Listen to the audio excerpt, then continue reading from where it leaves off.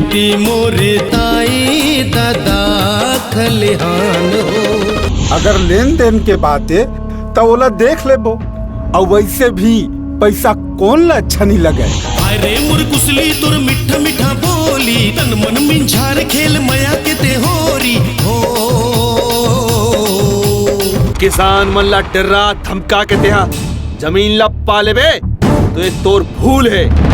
तिरलोचन के रहत ले ऐसे कबू नहीं हो सके। आंगपन की संगी हा मितान हो गए रे, महामाग चोला दौना पान हो गए।